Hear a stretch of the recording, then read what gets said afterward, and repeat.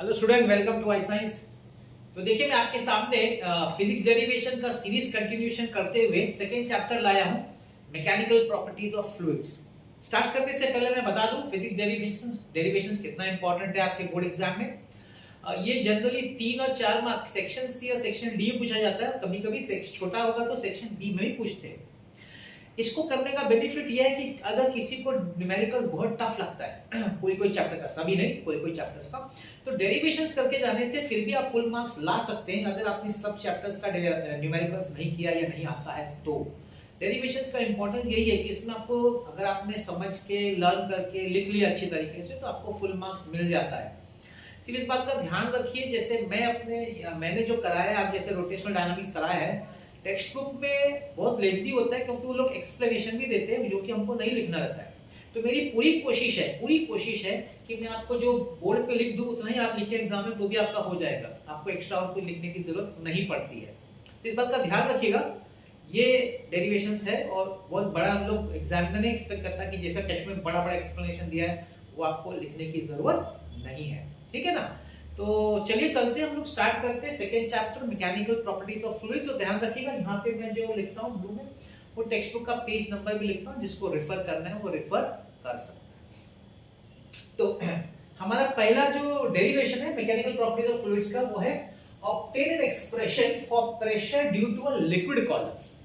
एक liquid column जो होता है वो एक प्रेशर डेवलप करता है उसके बॉटम पे, जहां पे उसका एंड होता है ना, उधर एक प्रेशर डेवलप करता है। तो उसका एक्सप्रेशन निकालना है। तो आपने एक्चुअली स्कूल में पढ़ा है, H रो G पढ़ा होगा आपने, याद करिए।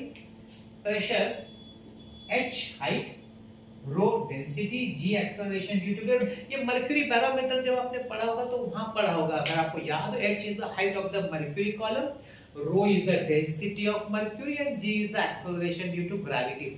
ये जनरल फार्मूला है किसी भी लिक्विड का। तो हम लोग कोई भी एक लिक्विड कंसीडर कर रहे थे कि वेसल है जहां पे मैंने एक लिक्विड कंसीडर किया, तो मैं लिखता हूं इधर, देखिए क्या लिख रहा हूं। मैं लिखता हूं consider a liquid of density rho filled in a vessel, filled in a vessel।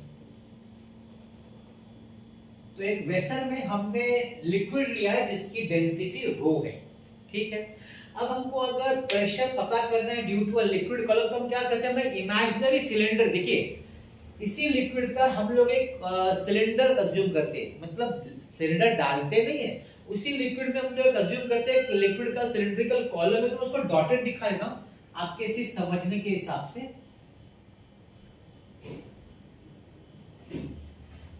तो यहां पे देखिए एक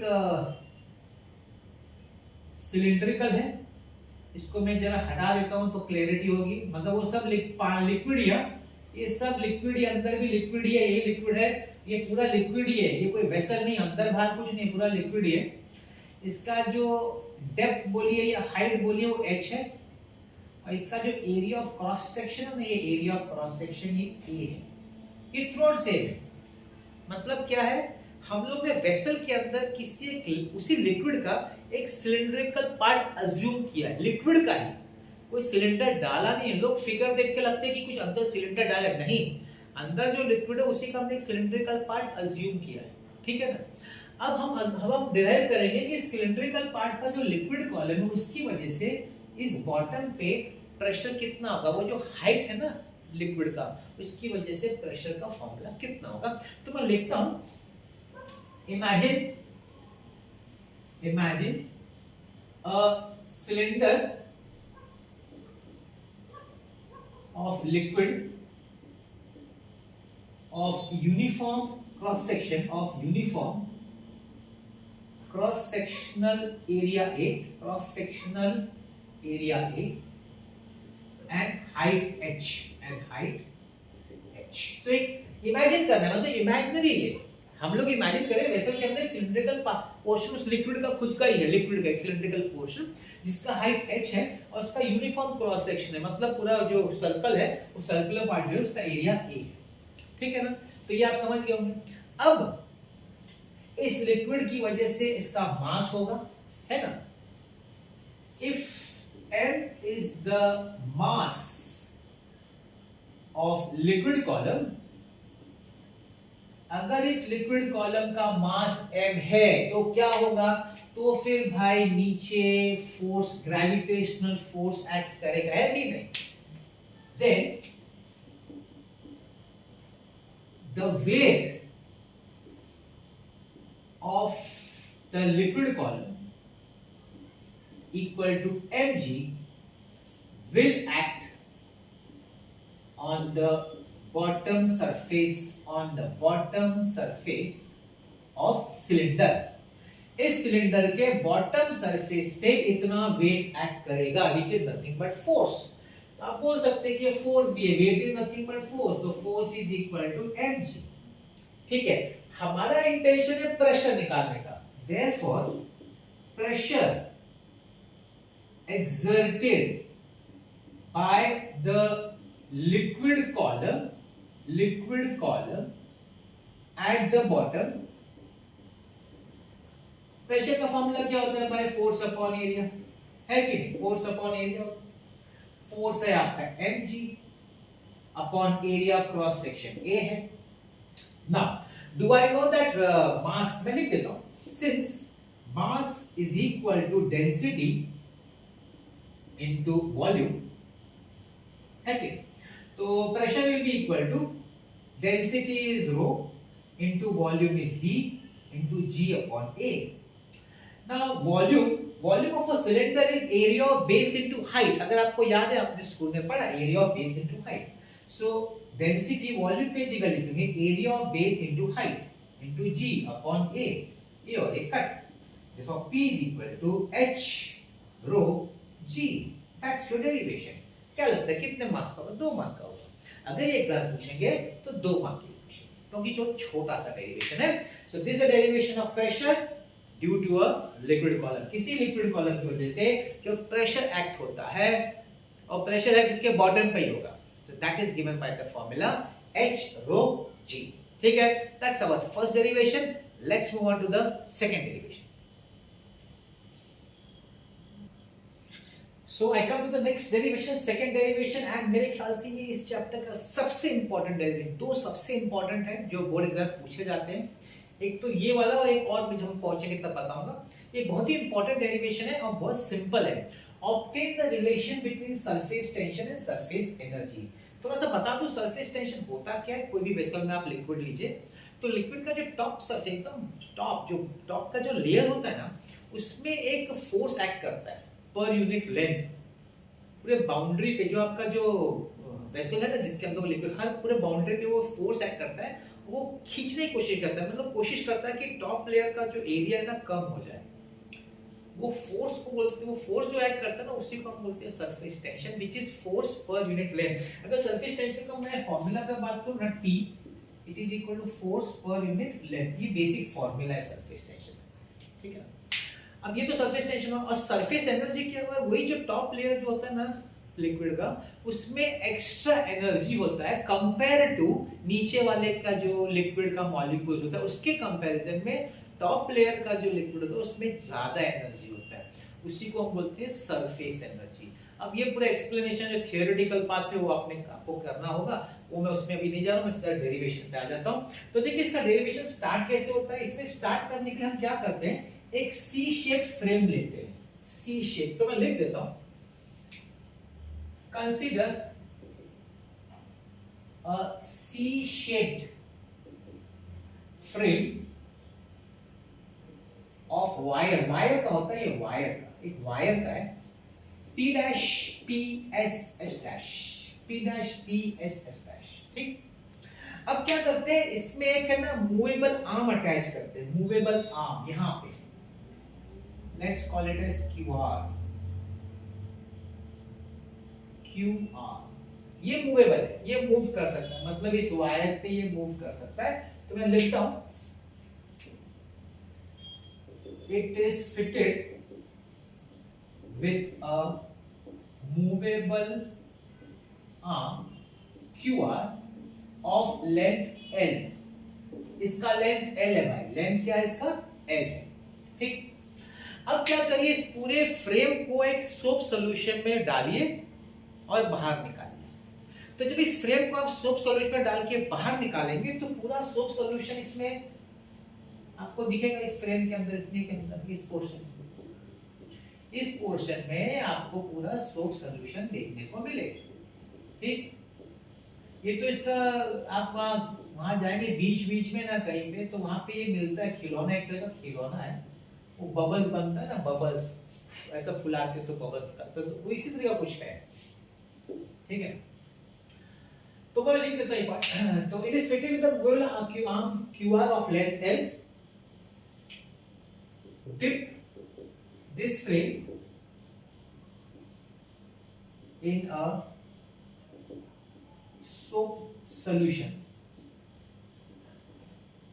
and then remove it, फिर उसमें से बाहर निकालो, है ना। अब क्या होगा, अब ये जो सोप सॉल्यूशन इस फ्रेम के अंदर है ना, PQRS, इस फ्रेम के अंदर जो सोप सॉल्यूशन है वो क्या करेगा पता है, वो हर एक जो बाउंड्री है ना उसमें उसके थप पे एक फोर्स एक्ट करेगा अंदर की तरफ खींचने के हिसाब से। मतलब यहाँ पे फोर्स एक्ट करेगा अंदर की तरफ, इधर फोर्स एक्ट करेगा, इधर फोर्स एक्ट करेगा, इधर फोर्स क्यों एक्ट करेगा, बिकॉज ऑफ सरफेस टेंशन। मैं बता था ना, जो टॉप लेयर होता है ना लिक्विड का, सरफेस टेंशन की वजह से उसके जो वॉल्स की वेसल का जो बाउंड्री होता है हर तरफ से उसको खींचता है, क्योंकि उसको अंदर होना है, उसको जाना है अंदर, उसको अपना एरिया कम करना है। तो मैं लिखता हूं the soap solution within the frame PQRS exerts force on each of its arm, her arm पे वो फोर्स एक्सर्ट करेगा। लेकिन क्या है, ये जो PQ है, PS है, RS है, वो तो फिक्स है, उस पे तो कुछ असर होने वाला नहीं। असर किस पे होगा, QR पे। क्यों असर होगा QR पे, तो QR जो है वो मूवेबल है, तो क्या होगा, वो मूव करना शुरू करेगा टुवर्ड्स PS, किस वजह से, उस फोर्स की वजह से। तो मैं लिखता हूं exerts force on each of his arm due to surface tension, due to surface tension. Due to this force, arm QR tends to move towards PS की तरफ मूव करना शुरू कर सकता है वो, है ना। The force acting on QR, अच्छा भाई कितना फोर्स एक्ट करेगा इस फॉर्मूला के हिसाब से, surface tension into length, surface tension into length. अब यहां पे आपको एक चीज समझना है, सरफेस टेंशन T होता है, लेंथ को हम यहां लेंगे, अब यहां बोलेंगे सर लेंथ आपने बोला L है ना, आपने L बोला है, this is the length L, लेकिन हम L नहीं लेंगे, हम लेंगे 2L। अब आप पूछेंगे क्यों सर 2L, ये तो L है। अब आपका जो सोप सॉल्यूशन है, देखिए वो बहुत माइक्रोस्कोपिक लेवल की बात हो रही है, वो ऊपर भी है और पीछे साइड भी है ना, दो साइड है। आपका जो फ्रेम है ना, जैसे फ्रेम है, ये फ्रेम है ना, दिस इज योर फ्रेम, तो लिक्विड सॉल्यूशन ऊपर से भी है नीचे से भी है, तो लेंथ ऊपर से भी लिया जाएगा, उसका नीचे से भी लेंथ लिया जाएगा, तो दो लेंथ लेना पड़ेगा, QR का ऊपर से भी लेना पड़ेगा, नीचे से भी लेना पड़ेगा, तो इसलिए 2L हो जाएगा। I hope you understood this one. तो ये फोर्स एक्ट कर रहा है ऑन QR। अब हम लोग क्या करते हैं, अभी हम लोग एक अपना अलग से खुद का फोर्स अप्लाई करते हैं ऑपोजिट। देखिए यहाँ पे फोर्स एक्ट हो रहा है F, QR पे फोर्स एक्ट हो रहा है F, ठीक है। अब हम लोग क्या करते हैं, दूसरा फोर्स एक्ट कराते हैं और इसको डिस्प्लेस कराने की कोशिश करते हैं to a point Q dash R dash, opposite, equal and opposite force, let's say F dash, और हम लोग कोशिश करते हैं कि QR जो है वो शिफ्ट हो जाए to a position Q dash R dash, तो वो मैं लिखता हूं, हम लोग उसको फोर्स अप्लाई करें। सो लिखना होगा इधर, suppose an equal and opposite force F dash is applied on QR, I isothermally. Isothermally का मतलब है without any change in temperature and pressure, कुछ भी टेम्परेचर चेंज नहीं होना चाहिए।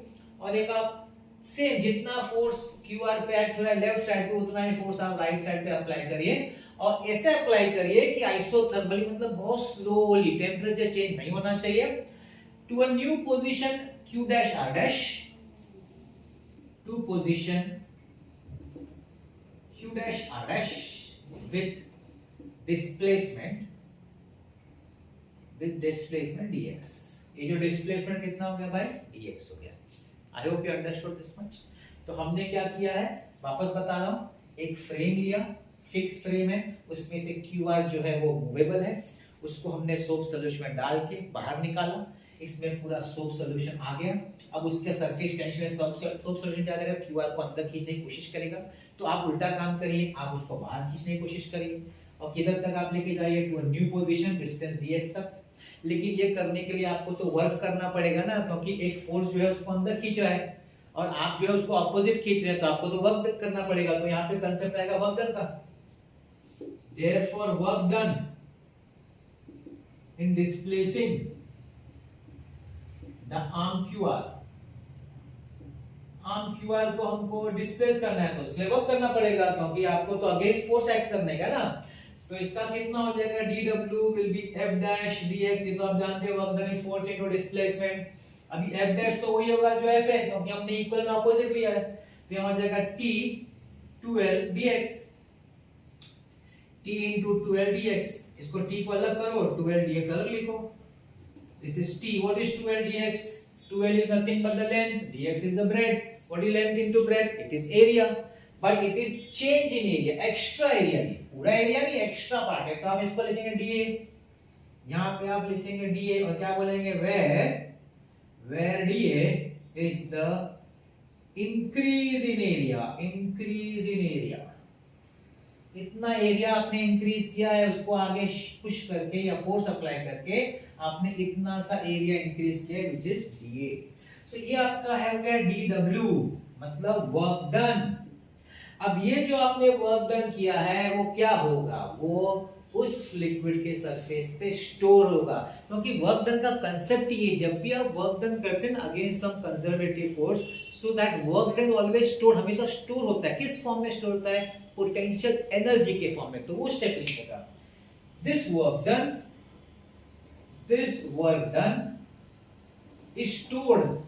is stored in form of potential energy, on the surface। this energy is called surface energy। इसी energy को बोलते हैं सरफेस एनर्जी। वो जो वर्क डन आपने किया है ना इसको पुल करने में, तो एक्स्ट्रा एनर्जी स्टोर हो गई उसमें, वो पोटेंशियल एनर्जी के फॉर्म में स्टोर हो गई, लेकिन सिर्फ सरफेस पे स्टोर होती है और अंदर नहीं स्टोर होती है, इसलिए इसको स्पेसिफिकली कहा गया है सरफेस एनर्जी। तो ये सरफेस एनर्जी होगा तो हम लिख सकते हैं therefore surface energy is equal to T into dA, मतलब surface energy is equal to surface tension into the change in area। this is the relation, जो रिलेशन पूछा ना surface energy and surface tension, तो ये उसका relation है। छोटा सा है, 3 मार्क का आएगा, मगर एग्जाम में आता भी है, पूछा भी गया है, तो इतना सा आपको लिखना है। आई होप आपको समझ में आ गया second derivation. Now we move on to the third derivation. Okay, एक और अच्छा सा क्वेश्चन है एग्जाम के हिसाब से, ऑब्टेन, ये एक्सेस प्रेशर का क्वेश्चन है, बड़ा इंटरेस्टिंग क्वेश्चन। देखिए, obtain Laplace law spherical membrane, इस तरीके से पूछ सकते हैं क्वेश्चन, या फिर derive N expression for excess pressure inside a liquid drop. दोनों का मतलब एक ही है कि लिक्विड ड्रॉप के अंदर एक्सेस प्रेशर होता है, उसका फॉर्मूला डिराइव करो। तो देखिए, मैंने सबसे पहले क्या किया, आपके सामने एक लिक्विड ड्रॉप बनाया। इस लिक्विड ड्रॉप का शेप तो स्फेरिकल होता है, इसका रेडियस होगा, तो हमने इसका रेडियस ले लेते हैं r। ध्यान दीजिएगा, मैंने इसका रेडियस ले लिया है r, ठीक। तो ये रेडियस r है, तो मैं लिखता हूं, पहले इस पार्ट को लिख लेता हूं। Consider a liquid drop of radius R. ठीक, अच्छा, लिक्विड ड्रॉप के अंदर प्रेशर होगा उसको पीआई इनसाइड, और बाहर के प्रेशर को हम लोग P0 एटमॉस्फेयर। तो मैं लिखता हूं let PI be the pressure inside the drop and P0 be the pressure outside the drop। ठीक है, तो पीआई प्रेशर अंदर है, अंदर की तरफ पीआई प्रेशर, तो मैं लिख लेता हूं this is pi pressure, pi, और बाहर का प्रेशर है P0। अब इसका एक्सप्रेशन दिया, इसके पहले अगर आपने पढ़ा होगा कंसेप्ट दिया है कि स्फेरिकल शेप की वजह से क्या होगा, पीआई जो है P0 से बड़ा होगा। इसका एक्सप्रेशन है टेक्स्ट में, उस पे अभी मैं नहीं जा रहा, मैं सिर्फ डेरिवेशन पे जा रहा हूं। तो देखिए मैं लिखूंगा ड्यू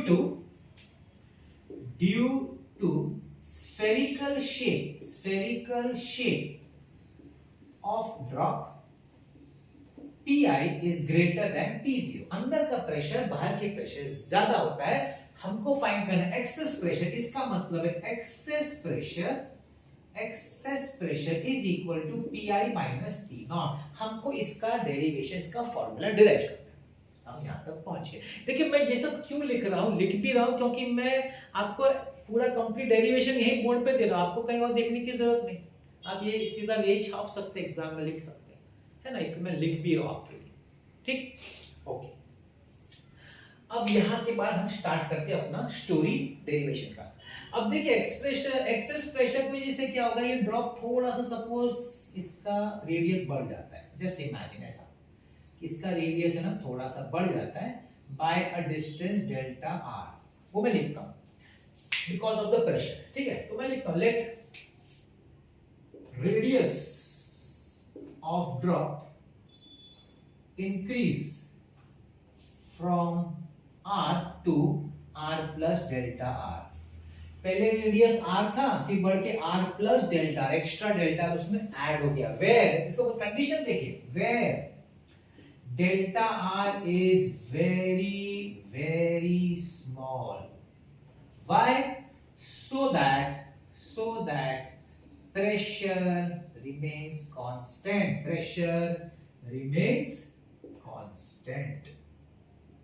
इसके लिए डेल्टा आर बहुत ही छोटा होना चाहिए, ये अजम्पशन। ठीक है, ओके। ध्यान रखिए हमको क्या पता करना है, हमको ये P I minus P not का फॉर्मूला डिराइव करना है। अब देखिए ये जब इंक्रीज हुआ तो मतलब एरिया उसकी इंक्रीज हुई, तो इनिशियल एरिया कितना था, चलिए बात करते हैं। इनिशियल एरिया ऑफ ड्रॉप कितना था भाई, उसको A1, स्फीयर है ना, स्फीयर का फॉर्मूला क्या है 4 पाई r स्क्वायर, तो मैं लिखूंगा 4 पाई r1 स्क्वायर, सॉरी r है ना, r square. Okay, final area of drop बाद में कितना हो गया, final area of drop A2 4 pi, उसका रेडियस हो गया r plus delta r the whole square हो गया ना, रेडियस बाद में चेंज हो गया, तो ये कितना आएगा 4 pi a plus b the whole square, a square plus 2ab plus b square. अब आप बोलेंगे भाई डेल्टा r तो बहुत छोटा है, तो डेल्टा r का स्क्वायर तो नेग्लिजिबल हो जाएगा, है ना, तो आप लिखेंगे is equal to 4 pi r square plus 2r delta r। और इसका रीजन देखिए क्या लिखना है, यहाँ पे रीजन आपके लिख देता हूं, delta R is almost negligible, is very small लिख देता हूं, is very small, therefore delta R square is neglected, क्योंकि वो तो और भी छोटा हो जाएगा ना, उसका स्क्वायर करेंगे तो और भी छोटा हो जाएगा। इसको लिख सकते हैं 4 पाई आर स्क्वायर प्लस इसको मल्टीप्लाई 8 पाई आर डेल्टा आर। ये क्या है मेरा A2 है, दिस इज माय A2। अब ये A1 है, ये A2 है, हम फाइंड करेंगे इंक्रीज इन एरिया। भाई एरिया कितना इंक्रीज हुआ, DA which is A2 minus A1, subtract करो। अब आप सब्ट्रैक्ट करेंगे तो 4 पाई आर स्क्वायर तो कट जाएगा, तो बचेगा क्या, बचेगा 8 पाई आर डेल्टा आर। अब आप पूछेंगे सर इसका क्या फायदा, इसका ये फायदा है, इसके पहले वाला डेरिवेशन सरफेस एनर्जी और सरफेस टेंशन का, तो उसमें पता ना surface energy is surface tension into change in area, तो हमको चेंज इन एरिया निकालेंगे तभी हम वो फॉर्मूला यूज करेंगे ना इसके पहले वाला डेरिवेशन वाला, इसलिए हमने चेंज इन एरिया डीए निकाला है। ठीक है, अब इसके बाद हम वही बोलेंगे जो डेरिवेशन में था, क्या बोलेंगे, this increase in area, this increase in area is the surface results in the surface energy of drop। इसको हम लोग dw से रिप्रेजेंट करें, dw इज इक्वल टू, याद करिए फॉर्मूला क्या था, 2 times dA, sorry t times dA, surface tension to dA, सो t टाइम्स dA कितना है 8 pi r delta r, 8 pi r delta r। चलो इसको रहने दो equation 1। Okay, also dw can be written as force into displacement ना, force into displacement, force into delta r। अब बोलेंगे सर फोर्स किधर है, क्यों, अगर ये इंक्रीज हो रहा है तो फोर्स के बिना कैसे इंक्रीज होगा, फोर्स तो लगेगा ना उसका रेडियस को इंक्रीज करने के लिए ना, तो ये जो फोर्स है ना हम लोग कैसे देखिए इसको करते हैं कंसेप्ट को, इसको मैं फोर्स की जगह लिखता हूं pressure into area, excess pressure, force की जगह लिख रहा हूं excess pressure into area into delta, क्योंकि प्रेशर होता है फोर्स अपॉन एरिया, तो फोर्स हो गया प्रेशर इनटू एरिया, तो एक्सेस प्रेशर तो भाई ये है ना हमारा, किधर गया P minus P not into area, उसका एरिया कितना है 4 pi R square into delta R, that is my equation number 2। अब this is equation number 1, this is equation number 2, दोनों का लेफ्ट हैंड साइड सेम है, लेट्स इक्वेटिंग 1 and 2। तो मैं ये पहले लिखता हूं क्योंकि मुझे इसका फार्मूला चाहिए, तो मैं इसको पहले लिखता हूं pi माइनस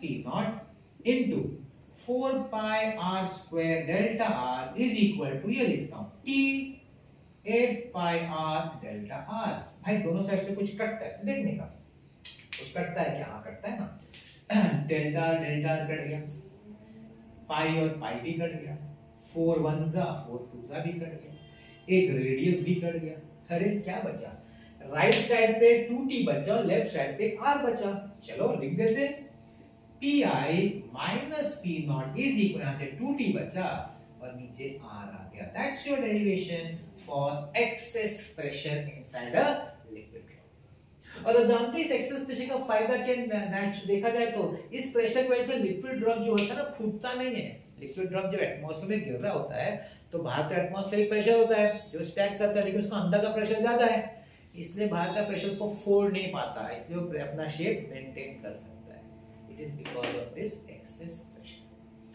तो ये था आपका डेरिवेशन नंबर 3, इंपॉर्टेंट है। देखिए मैं ये सब लिख रहा हूं ना, इतना सब थियोरेटिकल पार्ट, क्यों, जिससे कि आप अगर कहीं और से नहीं सीधा इधर से लिख देंगे ना, अगर छाप देंगे तो भी आपको फुल मार्क्स मिलेगा डेरिवेशन। ठीक है, ये थर्ड था, चलिए चलते फोर्थ पे। ओके, एक और इंपॉर्टेंट डेरिवेशन आपके कॉलेज में भी शायद पूछा होगा, कैपिलरी राइज और फॉल वाला। कैपिलरी में अगर आप किसी भी कैपिलरी को ट्यूब कब जाता है जिसका रेडियस बहुत कम होता है, 1 mm डायमीटर भी नहीं होता, उससे भी कम होता है, वो अगर आप किसी लिक्विड में उसको डालते हैं, इमर्स करते हैं वर्टिकली, तो वाटर जैसा लिक्विड होगा तो राइज करेगा और मर्क्यूरी जैसा लिक्विड होगा तो फॉल होता है, इसलिए वो दो ऑप्शन राइज और फॉल, हम लोग राइज वाला लेते, अभी बोलते अगर फॉल वाला होगा तो सेम बोलने का कि सेम फॉर्मूला होगा इवन फॉर फॉल। तो देखिए स्टार्टिंग में हम लोग क्या बोल सकते हैं, देखिए डायग्राम में पहले आपको डायग्राम समझाया था, क्या रहेगा इसका डायग्राम, देखिए स्टार्टिंग वाला डायग्राम कैसा रहेगा, ये वैसा रहेगा सपोज, ठीक है, यहाँ पे आपने एक कैपिलरी ट्यूब इंसर्ट किया, कैपिलरी ट्यूब, अब इसमें कैसा रहता है कि लिक्विड का सपोज वेसल में यहाँ तक है सर, लिक्विड जो वाटर है समथिंग लाइक दैट, उसका इधर इतना तक लेवल है, इस लेवल है, लेकिन इसमें क्या होगा लेवल यहाँ तक राइज हो जाएगा, तो हाइट h, दो तरीका होता है, एक तो राइज हो सकता है या फॉल भी हो सकता है। मर्क्यूरी में क्या होगा, लेवल के नीचे चला जाएगा, लेकिन ये वाटर जैसे लिक्विड में लेवल में राइज होता है, तो आप जानते होंगे। तो हम लोग राइज वाला ले रहे हैं क्योंकि टेक्स्ट वाला राइज वाला एक्सप्लेन किया, तो वही लेके चलते हैं। तो इसका मैं लिख देता हूँ क्या लिखता हूँ, consider a capillary tube of radius r dipped vertically in a liquid of density rho such that it rises inside the capillary tube to a height h, forming a concave meniscus। इतना आपको starting में लिखना पड़ेगा। क्या बोलने का, एक capillary tube है, उसको लिक्विड में इमर्स्ड वर्टिकली उसको डिप किया अंदर लिक्विड के अंदर, जिसकी वजह से लिक्विड अंदर राइज होता है, कैपिलरी में राइज होता है कितना हाइट तक, h हाइट तक। और जो लिक्विड राइज होगा वो हमेशा कॉनकेव मेनिस्कस बनाएगा, याद रखिएगा, वो हमेशा कॉनकेव मेनिस्कस बनाएगा। और जो लिक्विड फॉल होगा ना, हमेशा कॉन्वेक्स और कॉनकेव समझते हैं ना, ये कॉनकेव मेनिस्कस है और ये कॉन्वेक्स मेनिस्कस है, ऐसा टॉप सरफेस पे। तो इसमें हम लोग का बोलने का कॉनकेव। अब इसका फॉर्मूला निकालने का भी पूछा है, कितना राइज या कितना फॉल, मतलब हाइट के लिए फॉर्मूला बोला डिराइव कर, कितना हाइट ऊपर जाएगा या नीचे जाएगा। तो इसका दो मेथड है करने का, तो एग्जाम में कोई पूछ सकते हैं। तो इसमें एक प्रेशर डिफरेंस मेथड है और एक फोर्सेस मेथड है, मैं दोनों मेथड आपको करा देता हूं। तो पहला वाला मैं लिखता हूं first method, pressure difference method,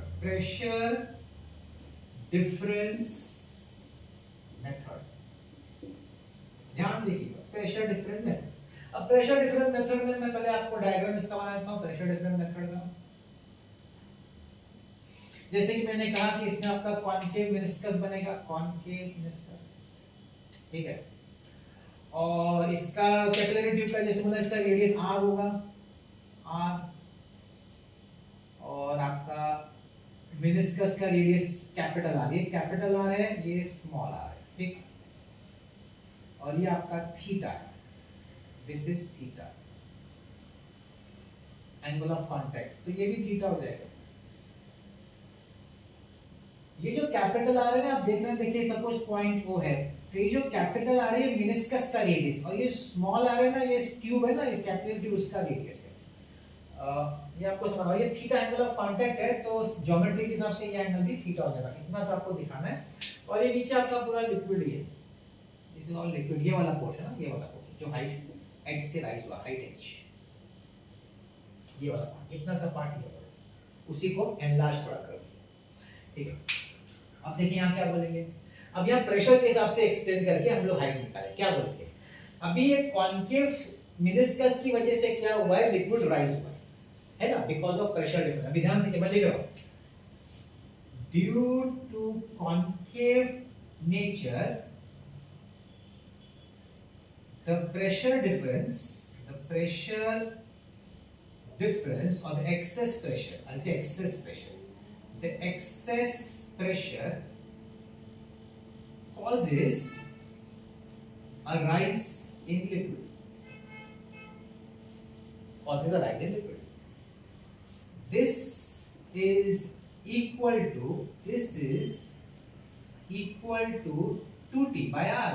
कहां से आया भाई, इसके पहले अभी तो डेरिवेशन किया था, अभी तो डेराइव किया था, थोड़ी देर पहले डेराइव किया था, भूल गए, याद है ना, लिक्विड ड्रॉप का लाप्लास, वो है pressure difference 2t by r। अब 2t by r से वो बाद में रुक क्यों जाता है, क्योंकि इट इज बैलेंस्ड, लिखता आगे,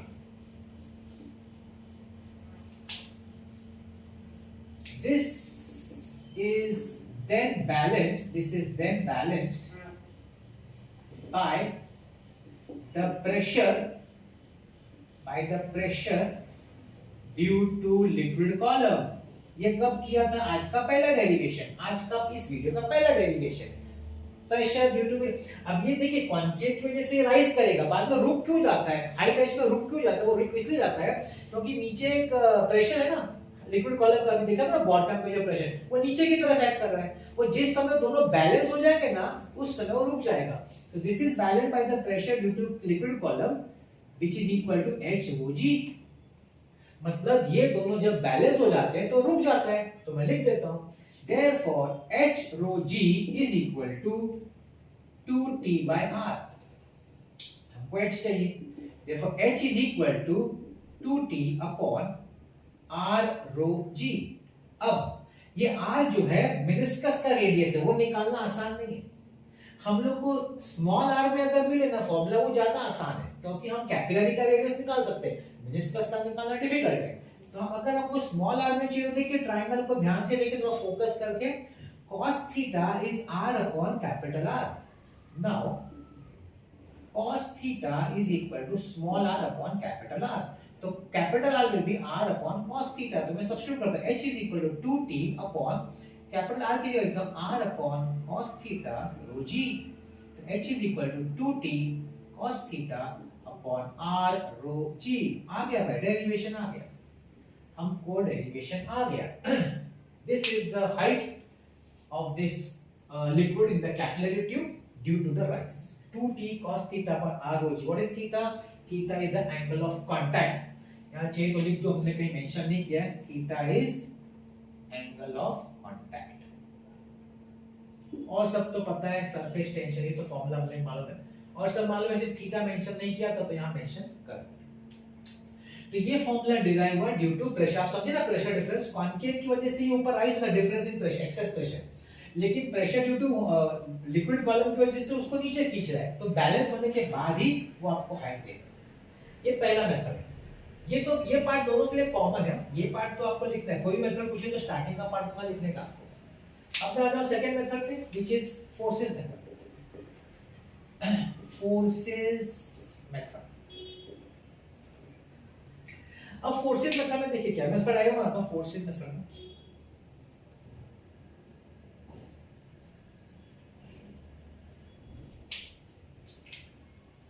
ये आपका कॉन्केव मेनिस्कस है, तो यहाँ पे ना फोर्स एक्ट करेगा आपका ड्यू टू सरफेस टेंशन। ये आपका फोर्स एक्ट करेगा Ft। ये पूरे बाउंड्री पे एक्ट करेगा, लिक्विड का जो पूरा बाउंड्री ना touching the walls of the capillary tube, पूरे बाउंड्री पे फोर्स एक्ट करेगा जो उसको ऊपर पुल कर रहा है, दिस इज सेम चीज हम एक्सप्लेन कर रहे हैं लेकिन इन टर्म्स ऑफ फोर्सेस। ये एक्सप्लेन किया इन टर्म्स ऑफ प्रेशर, ये एक्सप्लेन किया इन टर्म्स ऑफ फोर्स। और क्यों कर सकते दो अलग मेथड से? क्योंकि प्रेशर और फोर्स का आपस में रिलेशन है ना, तो आप प्रेशर से एक्सप्लेन करो या वो चीज फोर्स से एक्सप्लेन करो, मतलब एक ही है। ठीक है, मतलब मेथड अलग अलग है तो कर लेते हैं। अभी देखिए इसमें कौन बैलेंस कर रहा था? इसमें जो एक्सेस प्रेशर था जो इसको ऊपर खींच रहा था, और pressure due to vertical liquid column जो नीचे खींच रहा था, वो बैलेंस एक दूसरे का। यहाँ क्या होगा? यहाँ पे आपका वेट mg नीचे की तरफ होगा। लिक्विड कॉलम का जो हाइट है आपका, उसका वेट mg नीचे की तरफ एक्ट होगा, और ऊपर कौन होगा? ये सरफेस टेंशन का फोर्स, सरफेस टेंशन का फोर्स। लेकिन आप देख रहे हैं कि इंक्लाइंड है, आप ये देख रहे हैं कि ये तो इंक्लाइंड है सर, फिर कुछ नहीं, फिर क्या? ये देखिए ये थीटा बताता हूं मैं आपको, ये थीटा है तो वर्टिकली ऑपोजिट एंगल ये भी थीटा हो जाएगा, यस और नो। तो ये कंपोनेंट हो जाएगा Ft cos theta, Ft cos theta, और यहाँ वाला हो जाएगा Ft sin थीटा, ये वाला Ft sin थीटा। और यहाँ क्या होगा पता है? ये Ft sin थीटा पूरा गोल में होगा ऑपोजिट, डायमेट्रिकली ऑपोजिट चारों तरफ, पूरे सरकमफ्रेंस पे होगा चारों तरफ। इमेजिन करना पड़ेगा चारों तरफ Ft sin थीटा ऑपोजिट होगा तो सब कैंसिल हो जाएगा, तो बचेगा क्या? सब ऊपर वाले फोर्स बचेंगे। कौन से ऊपर वाले फोर्स? Ft cos theta. वो जो Ft cos का जो लिक्विड को ऊपर खींच रहा है उसको कौन बैलेंस करेगा? उसको नीचे का जो वेट ऑफ द लिक्विड है वो बैलेंस करेगा। तो यहाँ पे हम क्या यूज करें? फोर्सेस यूज करें। नीचे वेट फोर्स है ड्यू टू ग्रेविटेशनल फोर्स, और ऊपर भी फोर्स है ड्यू टू सरफेस टेंशन। तो यहाँ जो हम लोग सेम फॉर्मूला जो डिराइव कर रहे हैं वो फोर्स लेके डिराइव कर रहे हैं, और पहले पार्ट में हमने जो फॉर्मूला डिराइव किया वो प्रेशर को लेके डिराइव किया। यही दोनों में फर्क है, ठीक है। तो यहाँ हम लिखते हैं, यहाँ थोड़ा सा लिखने का, आपने स्टार्टिंग को लिख दिया, अभी थोड़ा सा लिखने का। Here the force due to surface tension Ft is, अभी देखिए सरफेस टेंशन का फोर्स का फॉर्मूला क्या है, surface tension into length, surface tension into length. अब पता है लेंथ कौन सा लेंगे, मैं बार बार बोल रहा हूं गोल, पूरा लिक्विड आपका गोल है तो मतलब सरकमफेरेंस लेंगे ना, तो आपका हो जाएगा T इनटू 2 पाई r, ठीक। फिर इसको splitting into components, resolving into components, resolving into components, horizontal components cancel, horizontal components cancel each other, ये लिखा नहीं है टेक्स्ट में लेकिन लिखेंगे तो अच्छा है ना। vertical component, vertical component is how much, ft cos theta, which is t into 2 pi r cos theta. This acts upwards. This force, इसको कौन बैलेंस कर रहा है, वेट, यहां लिखूंगा, this force is balanced by weight mg acting downwards, acting downwards, है कि? अब चलो लिख देते हैं, therefore weight है mg is equal to t into 2 pi r into cos theta। अब हमको निकालना है h, h कहां से आएगा भाई, मास का फॉर्मूला है ना, density into volume, therefore density into volume into g is equal to t 2 pi r into cos theta। तो ये आपका हो गया डेंसिटी इनटू वॉल्यूम। अब डेंसिटी तो शायद मैंने मेंशन किया है, डेंसिटी रो है, therefore rho into वॉल्यूम। अब ये सिलेंड्रिकल शेप है ना, तो सिलेंडर का वॉल्यूम का फॉर्मूला क्या है, पाई आर स्क्वायर एच, तो ये हो जाएगा pi R square H into G is equal to T 2 pi R cos theta. चलिए कुछ कटता है तो काट देते हैं, दोनों साइड से क्या कटेगा भाई, एक पाई पाई कटेगा, एक आर भी कटेगा। हमको h चाहिए तो h को ये रहने दो, h को ये रहने दो, ऊपर क्या बचा 2t cos theta, 2t cos theta upon नीचे कौन आ रहा है, एक r आएगा, एक रो आएगा, g आएगा, r rho g। Have a look, have a look, same formula, this is with the help of pressure difference और ये है with the help of force. I hope आपको समझ में आया, दोनों नहीं पूछते एग्जाम में, एक ही पूछेंगे, कोई भी एक, मगर ये पार्ट कॉमन है और ये एक्स्ट्रा पार्ट है, जो मेथड पूछा वो मेथड लिखना, तो इतना ही लिखने का है और एक्स्ट्रा कुछ लिखने की जरूरत नहीं है, ठीक है। ये था आपका derivation number 4, we move on to 5। तो आते हैं हम फिफ्थ डेरिवेशन पे, और मैंने जब आपको सरफेस टेंशन और सरफेस एनर्जी का डेरिवेशन किया था तब बोला था ये इंपॉर्टेंट है, और एक और बहुत इंपॉर्टेंट है जो बोर्ड एग्जाम पूछा है वो ये वाला है, टर्मिनल वेलोसिटी वाला। मतलब एक स्फीयर लीजिए, सॉलिड स्फीयर, और उसको एक लिक्विड मीडियम में, विस्कस मीडियम में छोड़ दीजिए। जब आप छोड़ देंगे ना तो वो मूव करना शुरू करेगा वर्टिकल राउंड में, सिंपल बात है। लेकिन पता है क्या मैं ऑब्जर्व करेंगे, स्टार्टिंग में उसकी स्पीड बढ़ रही है, बढ़ रही है, बढ़ रही है स्टार्टिंग में, हाँ। थोड़ी देर के बाद उसकी स्पीड कांस्टेंट हो जाती है, बढ़ना बंद हो जाता है, रुक जाता है बढ़ना, मूव होएगा नीचे लेकिन स्पीड नहीं बढ़ती है, कांस्टेंट हो जाती है।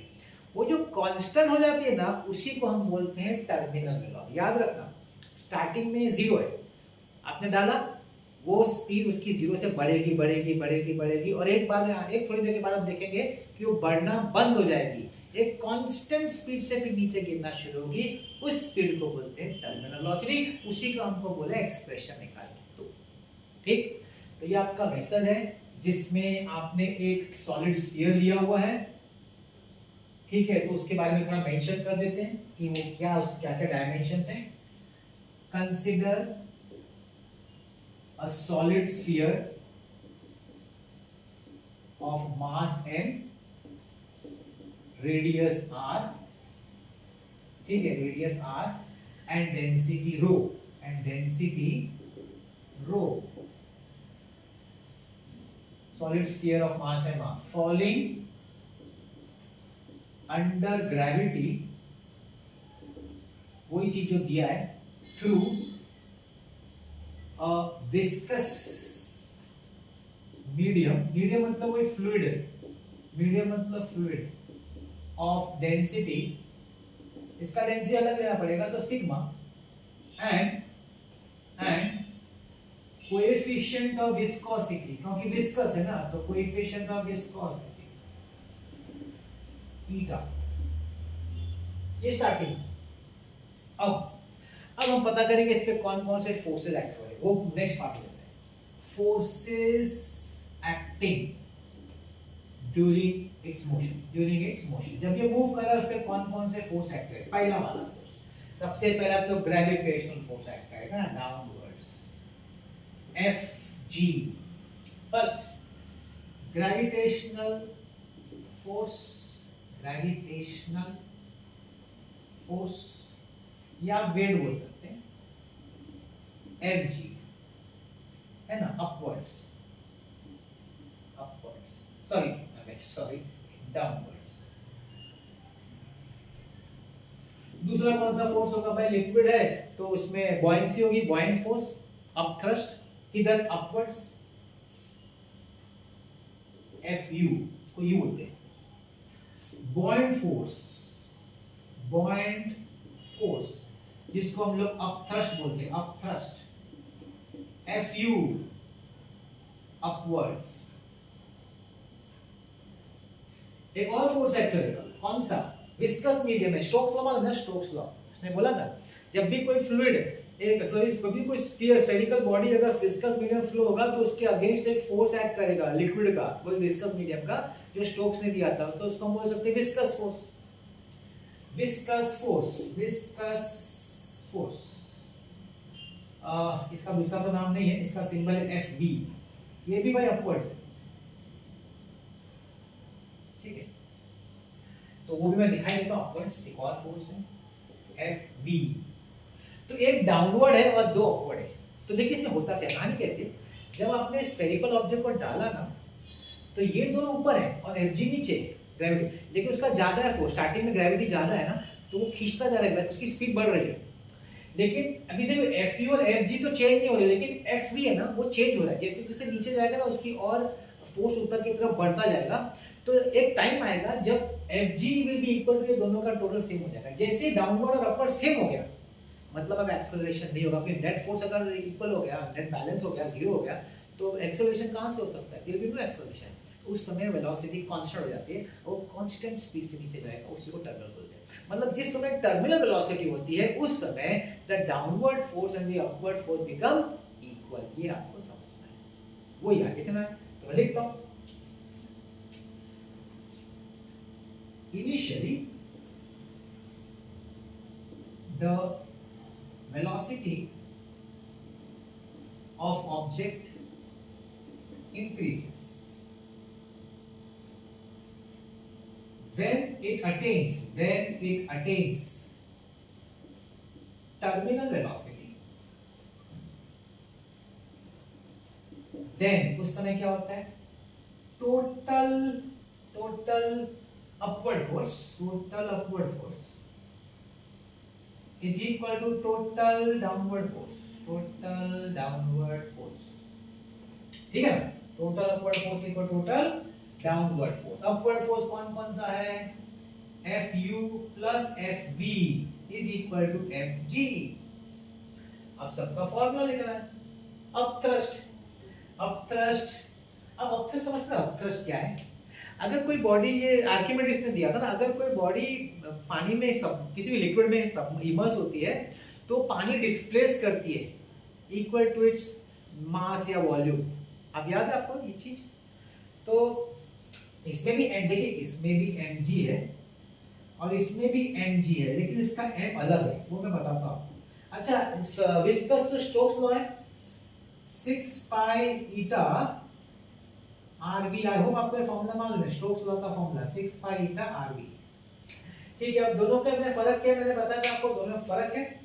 इसका जो है वॉल्यूम ऑफ लिक्विड है और इसका वॉल्यूम ऑफ सॉलिड है, दोनों में फर्क क्या होगा, सॉलिड का डेंसिटी रो है और लिक्विड का डेंसिटी सिग्मा है, तो इसमें आपको सिग्मा यूज करना पड़ेगा। जब डेंसिटी इनटू वॉल्यूम करेंगे तो आपको सिग्मा यूज करना पड़ेगा और इसमें आपको रो यूज करना, इसलिए दोनों का अलग कांसेप्ट है, ठीक है। तो दोनों का वॉल्यूम इनटू डेंसिटी, तो वॉल्यूम इनटू डेंसिटी के हिसाब से लेफ्ट हैंड साइड हो जाएगा 4/3 pi R cube sigma G, 4/3 pi R cube density volume into density liquid का लेना पड़ेगा into G plus 6 pi eta R V is equal to, इसका मास 4, ध्यान दीजिएगा 4/3 पाई आर क्यूब सिग्मा की जगह रो जी आ जाएगा। बस आई होप यू अंडरस्टैंड। इसमें सिग्मा आएगा क्योंकि आप बॉयंसी लिक्विड के लिए लेते हैं डेंसिटी, जबकि ग्रेविटेशनल में डेंसिटी सॉलिड का लेते हैं, इसलिए दोनों का डेंसिटी अलग अलग होगा। ठीक है, तो हमको 6 पाई ईटा आरवी को लेफ्ट में रखेंगे, 6 pi eta R V is equal to 4/3 pi R cube rho G minus 4/3 pi R cube sigma G. 6 pi eta R V is equal to, common निकालो 4/3 pi R cube G rho minus sigma.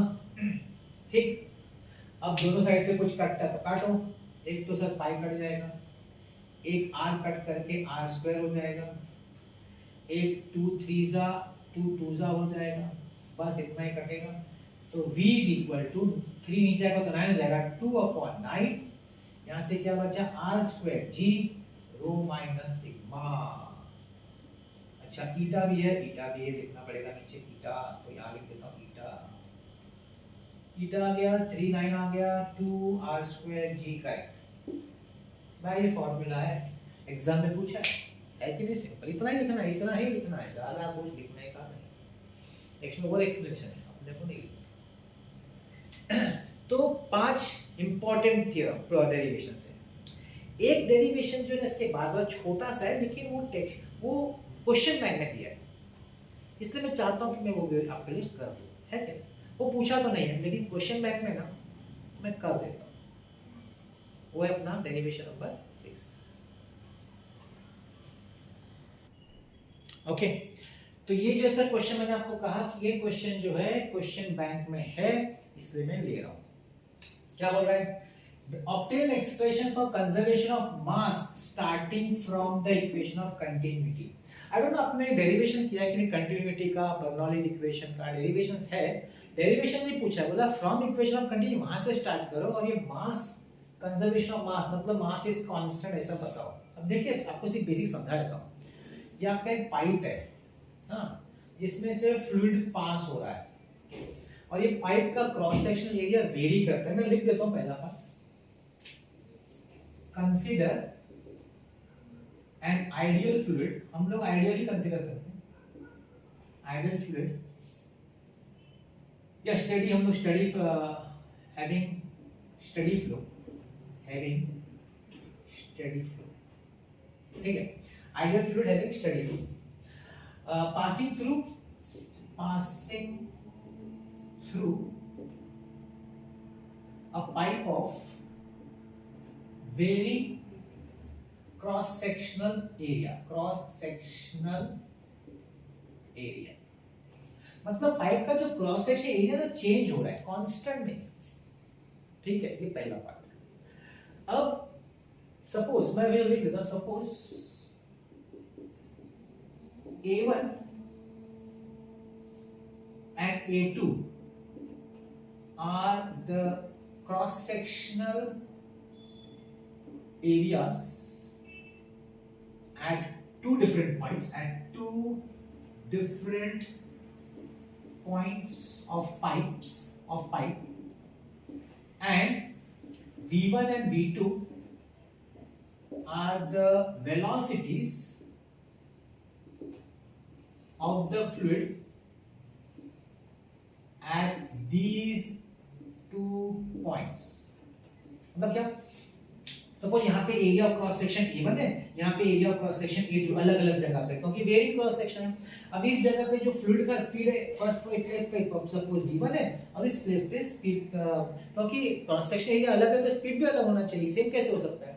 तो यहाँ पे suppose speed V1 है fluid का और यहाँ पे suppose V2 है, तो इक्वेशन ऑफ कंटिन्यूटी क्या बोलते हैं? आपको बोला इक्वेशन से चालू करो, तो मैं लिखता हूँ बाय इक्वेशन ऑफ कंटिन्यूटी। अभी कंटिन्यूटी इक्वेशन क्या बोलता है? A1 V1 is equal to A2 V2, ये बोलता है। That is AB is equal to constant, ये है आपका कंटिन्यूटी का इक्वेशन।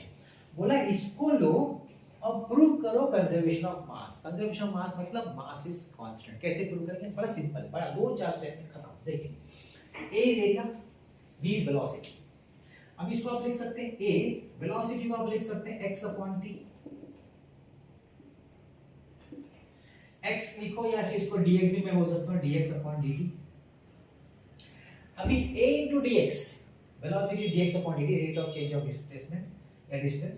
तो A into dx is volume, so dx होगा dv, so dv by dt। ना ये कैपिटल V लिखना, भूलना मत, इसको कैपिटल लिखना, ये स्मॉल है, इसको dv by dt is equal to constant, that is volume rate. Volume का रेट ना, रेट चेंज हो, flow, volume rate of flow of fluid is constant. ये तो वॉल्यूम है, हमको तो मास तक जाने का है। आगे सुनो, ये वॉल्यूम आया, देयरफॉर अभी आप इसको डेंसिटी से मल्टीप्लाई कर दो तो density rho dv by dt is equal to constant। क्यों? Rho is density of fluid, density of fluid. तो डेंसिटी ऑफ फ्लूइड तो कांस्टेंट होगा। अगर मैं दोनों साइड डेंसिटी से मल्टीप्लाई करूंगा तो भी वो कांस्टेंट ही रहेगा, वो चेंज नहीं हो सकता कहीं भी, कोई पॉइंट है, क्योंकि डेंसिटी सब जगह सेम है। But what is density into volume? Density into volume is mass, आगे मास के। Therefore dm by dt is equal to constant। अब डेरिवेटिव अगर किसी का कांस्टेंट है, अगर मास का डेरिवेटिव कांस्टेंट है, डेरिवेटिव चैप्टर आपने पढ़ा है, डेरिवेटिव आप प्रिंसिपल जानते हैं, डेरिवेटिव कब जीरो होता है, किसी का डेरिवेटिव कब जीरो होता है? डेरिवेटिव तब जीरो होता है जब वो नंबर कांस्टेंट रहता है। सॉरी, हाँ, तो ये dm कांस्टेंट आएगा। तो अगर कांस्टेंट है तो we can say not zero, not zero. So rate of change of mass is constant. तो यहाँ पे देखिए क्या, कंजर्वेशन ऑफ मास, मतलब मास का मतलब क्या कि जो मास जो चेंज हो रहा है per unit time remains constant. यहाँ जीरो नहीं है, मैंने जीरो का आंसर नहीं लिखा, इट इज ऑलवेज कांस्टेंट। तो यहाँ पे हम लोग बोल सकते हैं देयरफॉर dm by dt, नहीं तो फिर हम लोग यहाँ पे एक्चुअली कर सकते थे dx by dt वॉल्यूम, ठीक है। सो dm by dt कांस्टेंट हो गया, that is mass rate of flow of fluid is constant। dm by dt constant मतलब मास जो फ्लूइड का फ्लो हो रहा है किसी भी सेक्शन से, mass of fluid that is remaining constant. तो इस तरीके से कंजर्वेशन ऑफ मास हो गया, हेंस प्रूव्ड। एक्चुअली मैं थोड़ा सा अलग सोच रहा था, मैंने सोचा था अगर जीरो होगा तो अलग तरीके से होगा, लेकिन जीरो नहीं है। अगर जीरो होता तो उसका कांसेप्ट अलग हो जाता, ठीक है, दैट्स ओके। वापस बताया था, ये तो आप समझ गए, a1 a1 is equal to a2 b2, ab is constant, b को लिखा है dx by dt। now this is nothing but change in volume, so dv by dt is constant। now d by dt is constant, so volume rate constant हो गया। अभी आप इसको density से multiply करें तो आपको dm by dt मिलेगा, so dm by dt भी कांस्टेंट है। dm by dt का मतलब क्या हुआ? सिंपल भाषा में मतलब हुआ कि जो मास फ्लो हो रहा है लिक्विड का पर यूनिट टाइम कांस्टेंट है।